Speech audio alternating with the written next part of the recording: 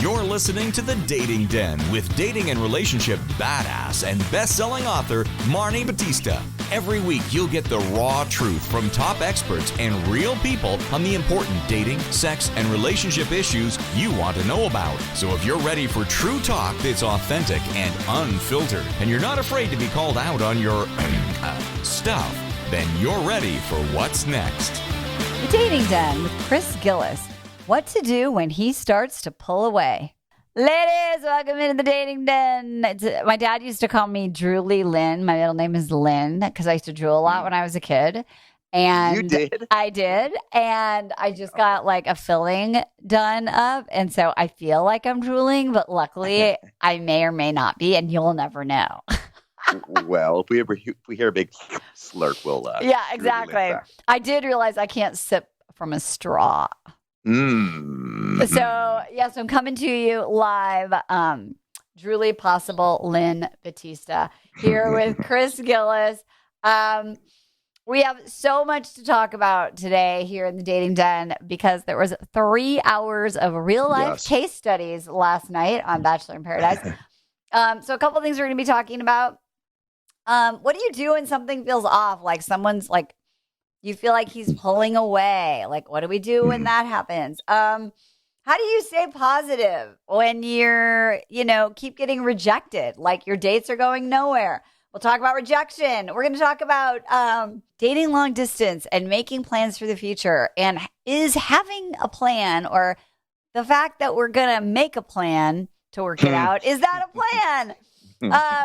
And then what do you do when you have big feelings for someone and the other person just doesn't share them back with you? Those are just some of the topics we'll be talking about today on the show. I want to talk first about how do you react when something feels off? Because I hear this all the time. Yeah.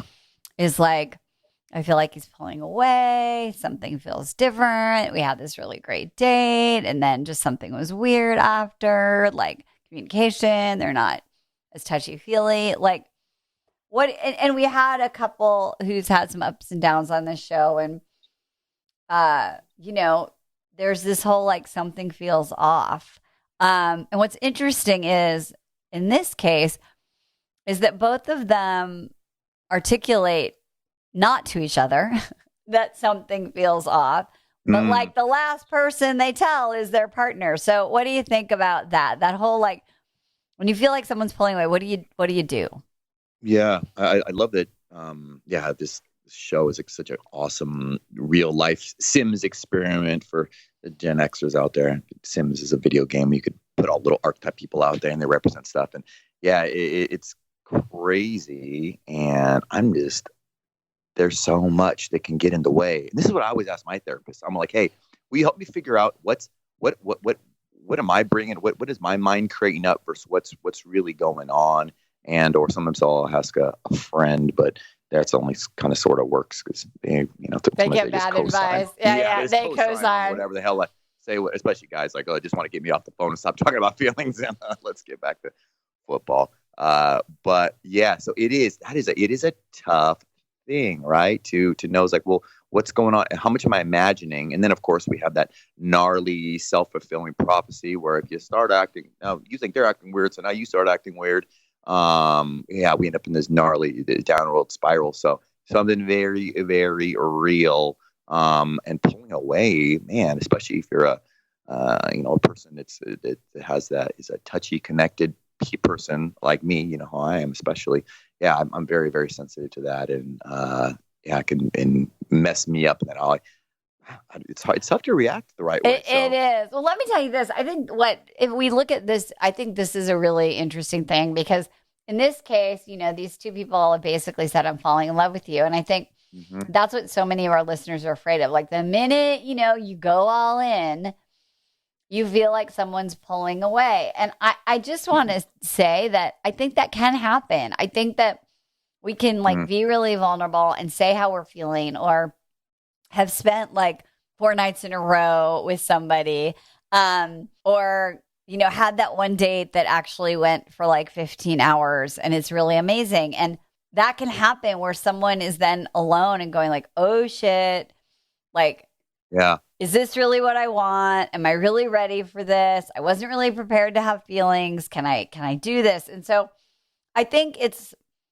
common, right? When things get closer, it causes people, especially if this is new or you're somewhat unconscious or you're not really dealing with your feelings, to want to squish them down and put them away. And that can be that someone's pulling away. And it can be that they're pulling away and they just need to be aware of it. Or it can be they're pulling away and that's really not your person. So I think the first thing to learn from this experience of Kenny and Mari, if you watch the show, is that he says, like, a couple of days ago, I felt something was off.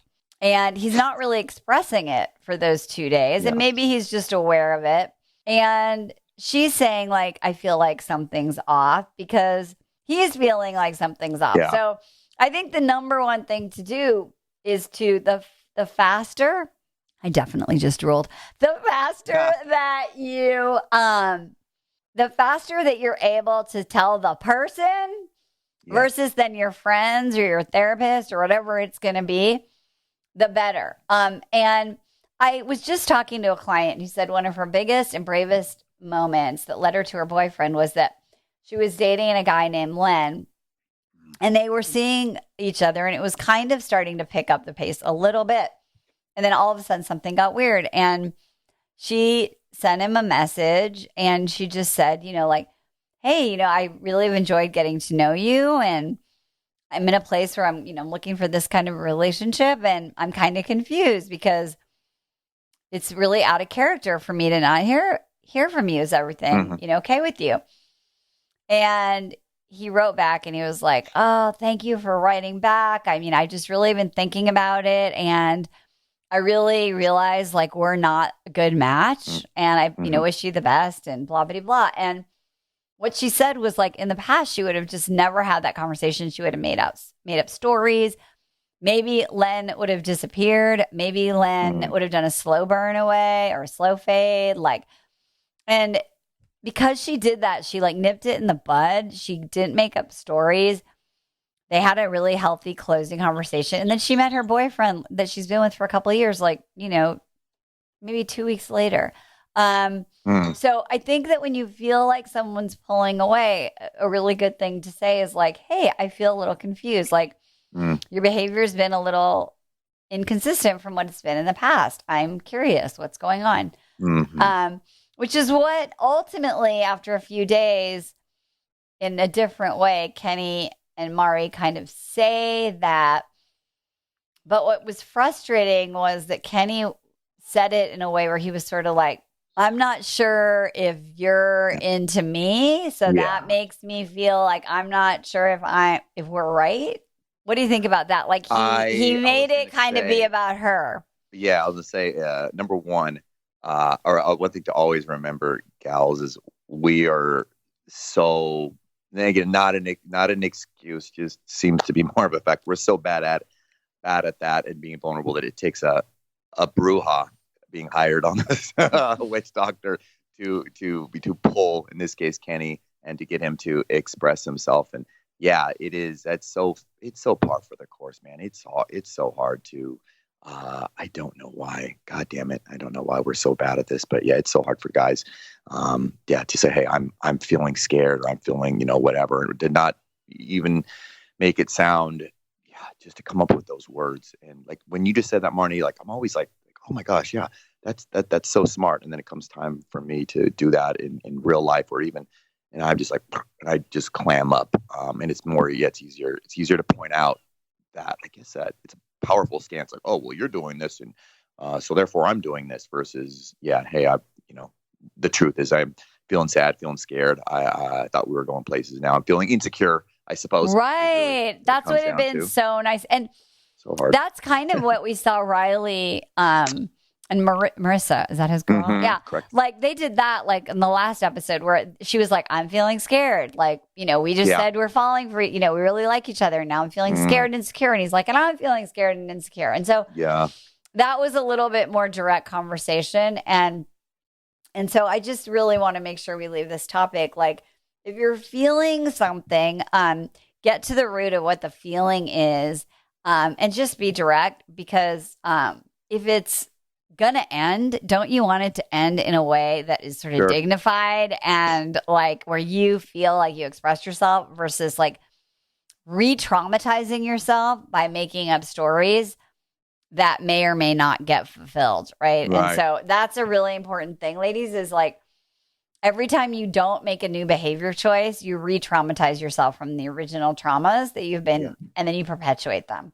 Also, so I think it's worth, go do that, ladies. Also, it's totally worth pointing out that, because just when I think of pulling away, I'm thinking of the other person.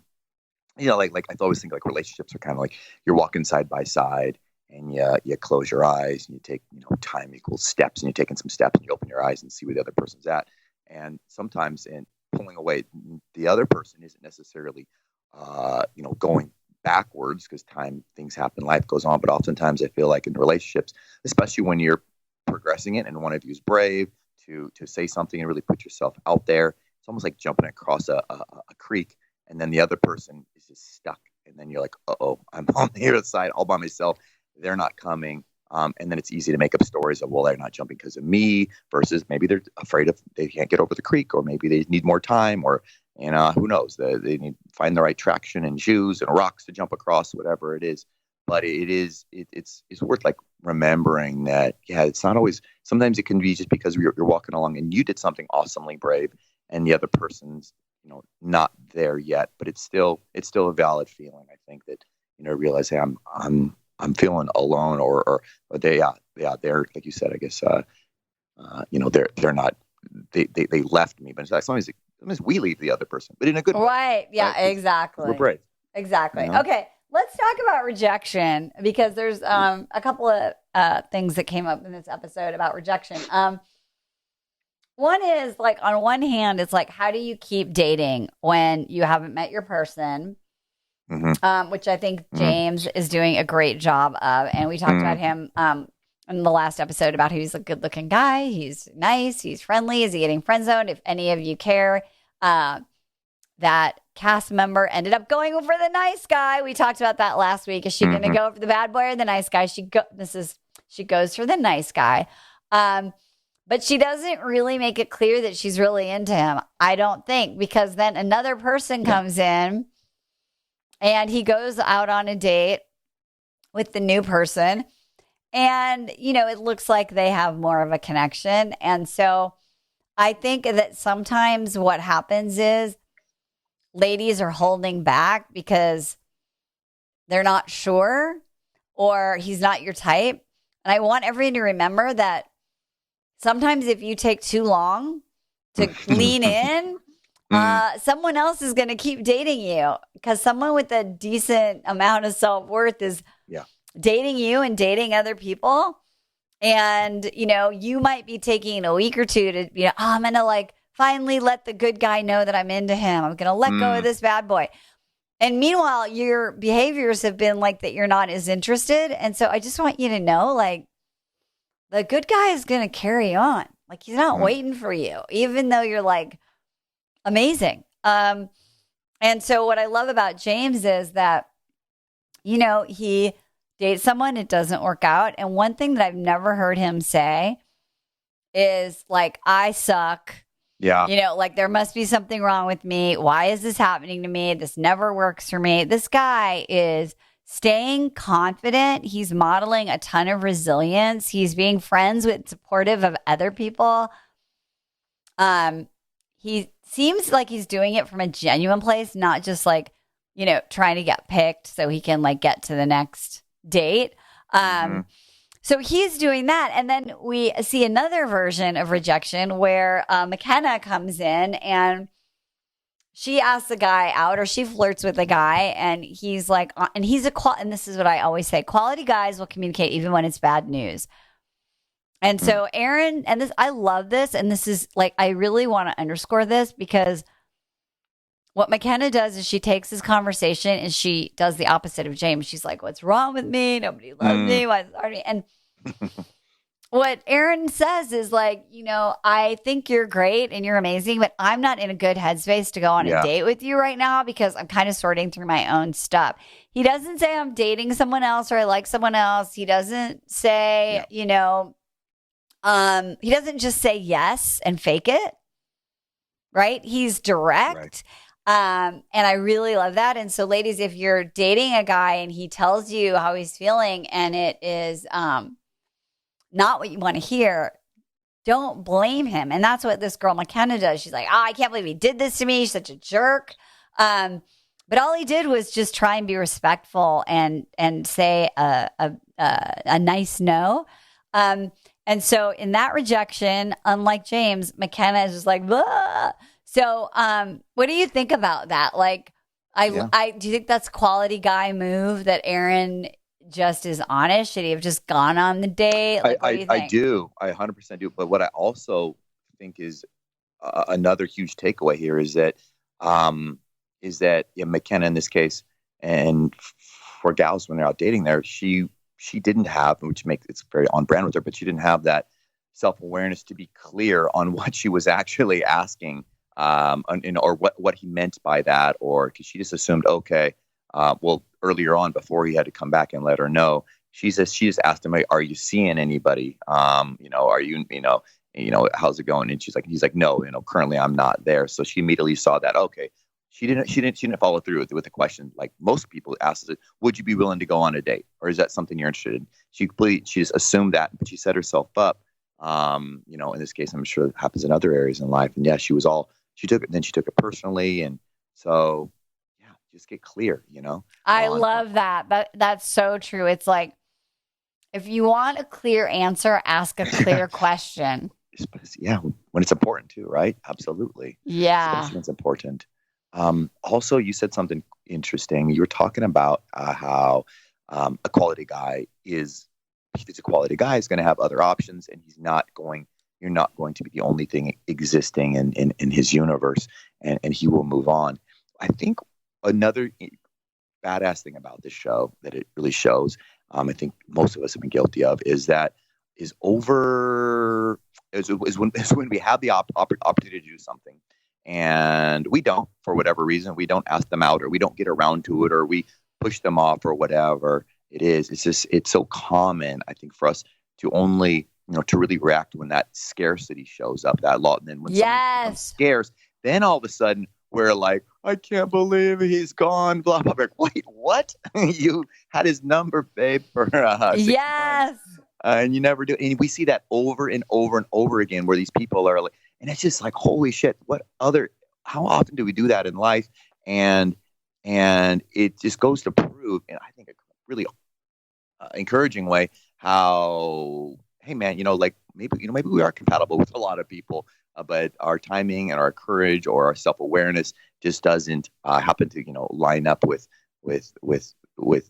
maybe we're not ready yet, because we don't appreciate them. We don't text them. We don't invite them out. We play coy. I have girls. It's like, do you really want to be caught? I have girlfriends. I'm always, side coaching on relationships. I'm like, you are the hardest person to take out. You give these guys so many goddamn excuses and reasons and make them jump through hoops and drive clear across town, when you could, make it so much easier for them. And that doesn't mean lie down and tell them, you'll drive their house to sleep with them. No, but don't have to make them, set these hoops on fire and make them dance for you. And I don't think a quality guy's gonna do that. No, a quality guy. I see that we just recorded a whole episode. I'm really excited. I don't know what's coming out about like ways that ladies sabotage dating. We talked specifically about online dating, but this is true in online and offline dating, is that thing where you are in a place of like, oh, I don't know, or you're too busy, or you put work first, or whatever. And then, and then you've had his number for 6 months, and then you're like, I can't believe.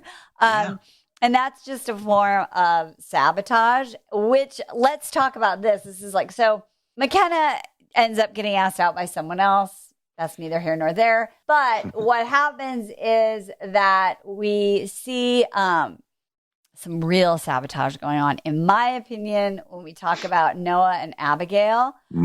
We've been talking about, bless you, Abigail. We talked about her in Matt James' season about how she was emotionally unavailable. She comes in and then she goes out. At the beginning, this first date, she said to Noah, like, I'm hard to reach. I usually have a guard up. And he says, well, let's see if I can bring it down. I mean, literally, like, we should go back and watch that clip from the first date.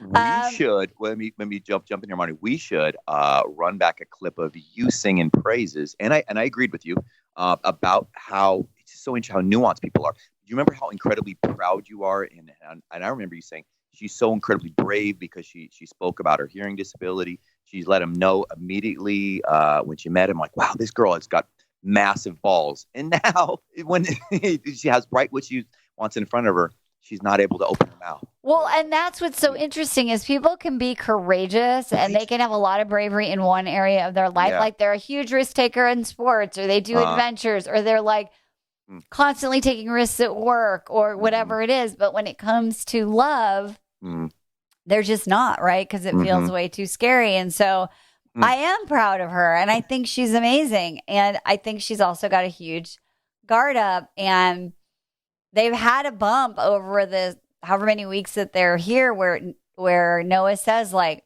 I feel like your feelings aren't clear to me and I don't know how you feel. And she's like, oh, okay, well, I really like you. And he's like, all right, well, let's, work on that. And then here it is, like however many weeks later, and they have feelings for each other. And he tells her, which is huge because there's a moment even where Abigail is talking to someone else to Wells, her friend, about how, she's feeling this way. And this friend, who's a guy, says, like, you need to let him know that, make it clear that you're really into him. We saw Mari, saying like, I'm going to tell Kenny how I feel, but Kenny says it first, Marissa did that too. And so she got that coaching of like, you need to let this guy know how you feel. He makes it easy because he just says it first. She gets a free pass. Yeah. And she doesn't respond at all. Now, we know that she has a hearing disorder, right? And she's wearing these cochlear implants. And so maybe she couldn't hear him. I really don't know.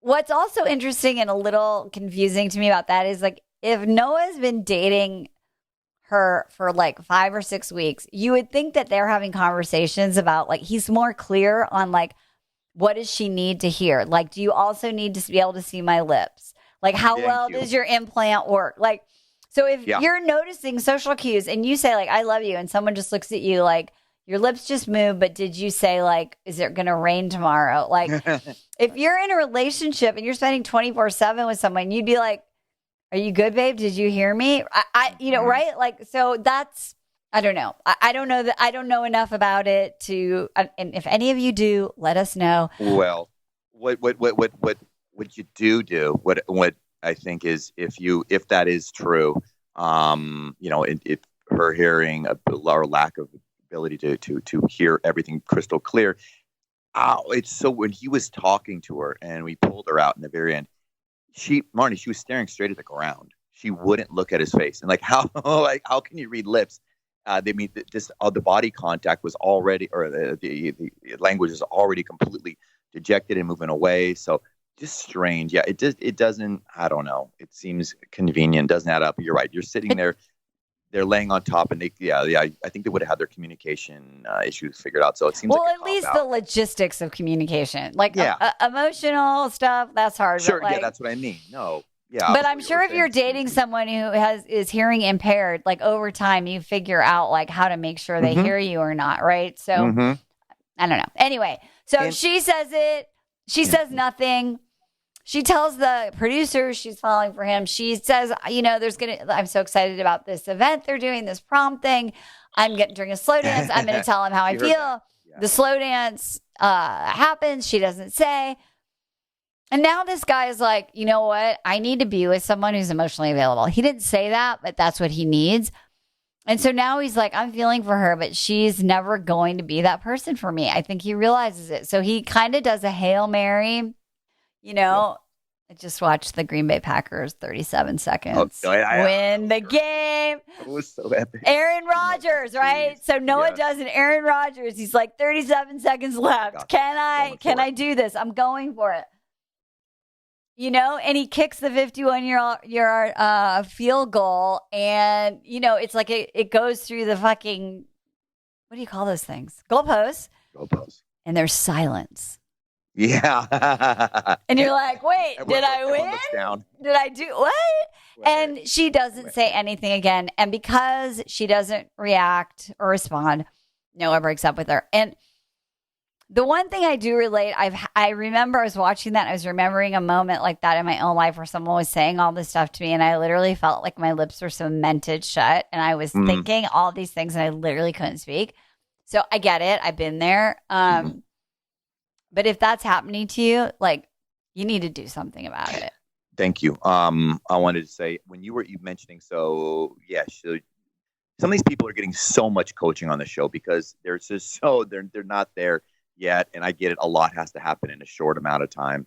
But yeah, so bartender Wells is up there, and he's like, hey, babe, you need to step up, or you need to acknowledge. I mean, this guy already went above and beyond what many quality men who are young and as a young dude are going to go out and say. But she told him what he had to do. But what she did, what bugged me, baby, is that she laughed. Oh, I have said it. I mean, I need to. And she thought it was like. And I think there's a little flag there that she still thinks it's cute to be whatever. I think she views it as being shy or playful. Like, no. This is not when it causes tears and sadness. And like, wow, I didn't like how she, instead of going, Wells, God damn it, I've had that hurts happen before, like a broken record. I do have that issue. And then talk about it, and then be honest and open and say, I'm nervous or I'm scared or whatever going on. But the way she just I feel like she brushed it inside and said, really? No. And no, like me? Ha ha ha. Me? Yeah. Ha ha. No. But I thought boys like that. No, boys don't like that. It doesn't work. And and hopefully some of you gals who have watched the show and who have dated, we're also upset because it's a big fucking deal when a guy it's so scary. I'm not saying it's not scary for ladies as well, but it's so scary for guys. It's not in our, it's so outside of our emotional wheelhouse to throw ourselves out there and to say we love her, to love somebody, and then to not have that, come back unrequited. And then for some reason, to pull a Aaron Rodgers and try it again. I don't know anybody. I don't know. I mean, that was ballsy. That. And what's crazy is what she did here is like, you're telling me you love me, but you're telling me you want to. And she didn't even ask clarifying questions. Nothing. That was the other thing. Like, ladies, if someone's breaking up with you or whatever, hell yeah, ask clarifying questions. What do you mean? What is it that you don't know? What makes you say that you think I'm not your person? She literally shut down and ran away with their tail between her legs, basically, and this is what. And made him wrong. And that's and that is the thing I really don't want ladies to do, is that sometimes to leave things, we need to make the other person wrong, and that's unhealthy, right? And so unless I find out some other information, I don't think Noah did anything wrong. Like, the guy's crying. Like, I think he was like, please tell me I'm wrong. Yeah. But at that point, he had already slayed himself out so many times, wide himself open. So yeah, he did. That was, he could he if we wrote the script, should he have said, absolutely, could he have said, hey, well, I'm breaking up because I told you I loved you twice and you didn't say anything. Yeah, and then he could have paused, right? Yeah. But what happened was he said it again and she didn't interrupt or respond.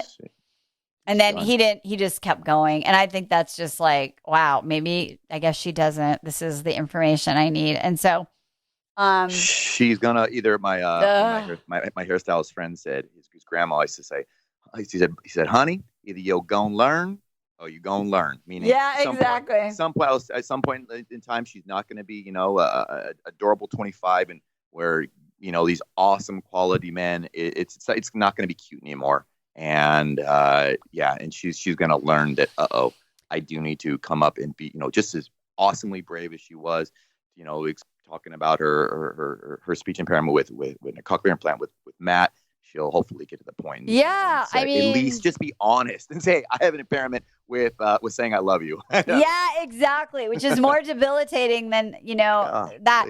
And so if you know Abigail, send her this episode. I mean, we did an episode a few weeks ago where we actually got to work with someone who won The Bachelor, like 20 years ago and didn't deal with these issues. And here she came back to us in her 40s because the show's been on that long.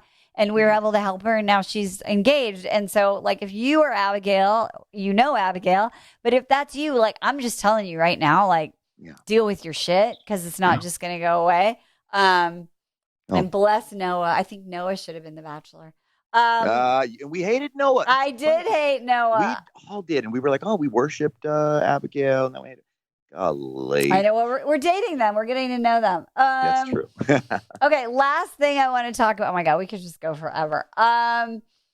So the last thing I want to talk about is like when you're looking at this whole idea of like making a plan and long distance dating and when you have a challenge.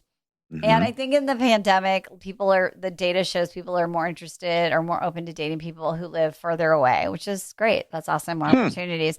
But what I want to show in this example is that what you just said, either you're going to learn or you're going to learn.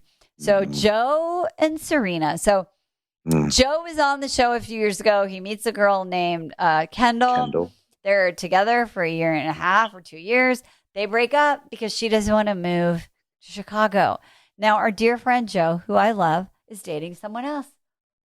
And they're talking about the future plans. And unless they didn't show it, their plan is to talk about it and make a plan. She lives in Canada. Now it's not just like another city, it's another country. Yeah. And I just want to be like, Joe, ask this girl, would you be open to ever living in Chicago? Because I know for sure now, after what I went through with my last relationship, I want to live in fucking Chicago. Yeah. I hope they had that conversation. It was just too boring to show us. But they're like, it reminded me of like Katie and the dad. What was that guy's name? The dad, which one? The guy, and he was like, all we need is love and we can get through anything. Oh, Michael. Okay, it's like they're basically like, yeah, because if we both really care about each other and we're both really into it, then we'll make a plan and that'll be our plan. And I'm like, no, people, be specific when you're making plans. What does it look like? Like, how do you see this working? Do you see me coming to Chicago for a few months? Can you I don't even know what their freaking jobs are. Maybe they're just influencers. Although I heard today that the new word for influencer is a creator. The creator. The influencers have decided to be called creators. But anyway, we're both creators or influencers, whatever the fuck they are. We can live anywhere. Or, like maybe we'll just date long distance for a few months. I would have really liked to have seen that. One thing that I will point out is back a couple years ago, or maybe it was the last time they had Paradise, when Deanie Babies and Caitlyn decided to make a go of it, even though I wasn't a fan, he was like, are you sure you want to live in a van? Yeah. And she was like, I do. And he's like, are you sure you want to like do van life? And she was like, I do. And they did. And they did it for a while. And so I give Deanie Babies credit, right? Like, this is what I want. This is my priority. I love you, but are you going to do this with me? And they did show that. And I just wish, I really hope that off camera, there's some film on the floor of Joe and Serena really discussing the reality of long distance and living in two different countries. Because people deal with that shit. For sure. And what's nuts is that, again, back to the human condition, how this dude literally was crushed, not literally, figuratively crushed when Kendall wouldn't move back to, that's all he cared about, right? Yep. And they took the time to let us know about that and why they broke up, and she came back there. So it does seem illogical that, hey, dude, he finally learned from the one thing that is his one non-negotiable, that he would have the adult brain to ask that and to get clear on that, and to clarify, hey, are you, will you come with me? Is this what you want? But it's so weird, that he just skirted right around it and fast forwarded. It doesn't make any sense to me. Yeah. So having a plan to have a plan isn't a fucking plan. So make a plan. Right. A real plan. Okay. Last thing. By the way, I think that all this talking is making my numbness go away. So the last note that I have here, which I think is really amazing, is if you are dating someone and you catch them in a lie, whether it's a big fatty or a white lie or whatever it is. And I wanted to end on this because I think there is no answer because it's all in context. But one thing that I want to say is clear, but I'm not sure is, like, if they're not your person, I don't think you need to really confront them because you just know they're not your person. But if it's someone that you're in a relationship with, that you care about, it's a friend, I think it's okay to check in and say, like, this happened and this really hurt me. In this particular case, Chelsea decides not to call out the guy who's told a lie and said, she asked me out when in fact he asked her out. And I just sort of guessed, like, she didn't give a shit anymore. Like, she wasn't ever going to go out with that guy again. Like, she doesn't need to be right. She doesn't need to get into it. She trusts the new guy, Aaron, even though he ends up with someone else. Which is fine too, because they weren't committed. But I just think, like, there is a right time to confront someone, and there's a time to just be like, you know what, this isn't gonna work. Do you let them know? Like, let's say it's date 1 or date 2, and for a fact, the guy wasn't telling the truth. Is this an automatic, or do you ever come back for clarity and say, or do you? Because it sounds like you're encouraging a little bit of ghosting. Is that? Well, I mean, like, look, I know you're in a relationship that ended and you found out there was lying, and there's a decision of, like, you know what, it's over. Like, I don't need to win. Like, yeah. Oh, that's true. And I didn't say it. Yeah, that's true. And you didn't say anything, and it was over, and you could have, like, made it a whole big thing. Sure. Because you were right. And that's what I felt about this is, like, she caught this guy. I think she was already sort of not interested or maybe confused. I don't know. But I think that just the fact that there was drama turned her off. And then she had a conversation with the guy that she did like, and she was like, wow, yeah, I'm not interested. And so, I don't know. I don't think she made a huge mistake by not confronting that guy, because what turns out is that guy lied again. He lied about something else, and then he was just asked to leave the show. And so, and so she had all the data that she needed about him. Now, if it's someone that you're still with, it's a relationship, there's a lie, it's something that you probably want to deal with, right? For sure. Here's let's do a hybrid question. Okay. What would a person on Love on the Spectrum say about this question? Do you point out that it was, if it's not your person and you just started dating them? Because what's fascinating to me is how incredibly truthful they are and brave at sharing the truth and not worried. And they don't seem to be worried about getting in long arguments or anything like that and some nasty entanglements. Well, I think what you could say is, like, hey, it's clear to me we're not a match, which is kind of what those autistic people do, right? They just say, they don't go into it. They just say, and they always say, I hope we can be friends, and blah, blah, blah. So I think that you can tell someone, hey, I just think we're not a match. I don't think you need to necessarily ghost them. But if you are in a relationship or you're interested or you've gone on 3 or 4 dates and there's like, hey, you said that on your profile you were 40, but I just saw your driver's license and you're 42. What's up with that? Okay. And he could say, well, honestly, you're right. Like, I was dating and I wanted to put them algorithms so I would meet women more my age. I did that. You calling me out? No, you did that? I totally did that.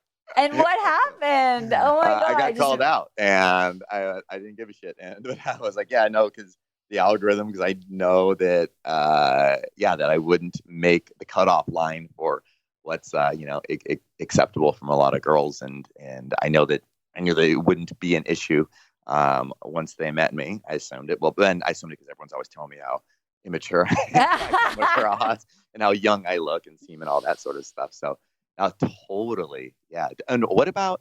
And I don't do this. But what about all the guys out there who they're 6 foot and they're all 5? Maybe they're 5'10". Yeah, no, I think that's okay. Like, I think that you want to say, hey, look, I get it. Like, it's online dating, whatever. But I just want to clarify. Like, I thought that your thing said you were 6 foot. Like, what's your why? Yeah. And we just did a training for our clients on lying about your age online. And you have to be a client to hear. But one thing that came up is that like you were saying, it is a math problem online, right? And so if you're gonna do it, just like own it and be like, like just so you know, totally. Because you're not the only one doing it, and then you have to just be like, okay, I assume that means integrity is a value of yours. You're just you want to hear their why for lying, and I think that's a good question to ask. Well, next week we have another 180-minute episode. Woo! It's a finale. So we'll be talking about that. And then I believe we have a Bachelorette on tap. So it will be The Learning Lives On. What happens at the end? Refresh our memories, and mine especially. What, like next week? Is everybody going to?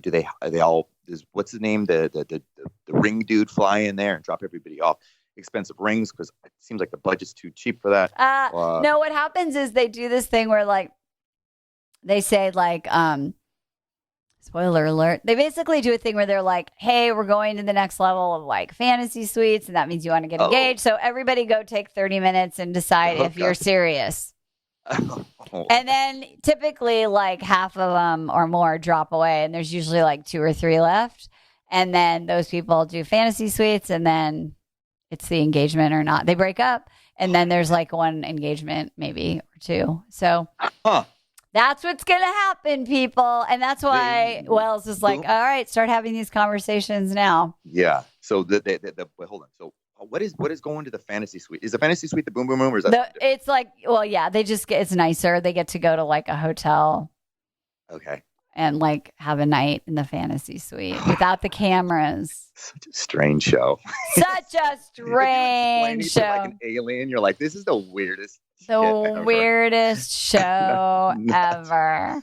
The weirdest show ever. For ABC for kids. Yeah. But it is a great lab. Like that's what's amazing is like all these topics we talked about on this episode, shit you guys are all dealing with in real life. So we love it. We love you. Whatever you do this week, don't drool and do it with some damn dignity. We'll see you next time. Bye-bye.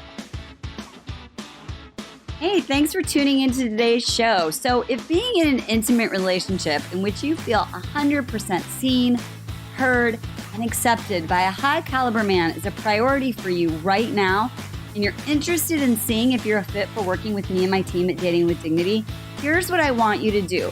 Just head over to DWD VIP, that's D as in dating, W, D as in dating, VIP.com, and book a call to speak with my team. We'll get on the phone with you for about 60 minutes, and you'll get crystal clear on what's stopping you from finding true love right now.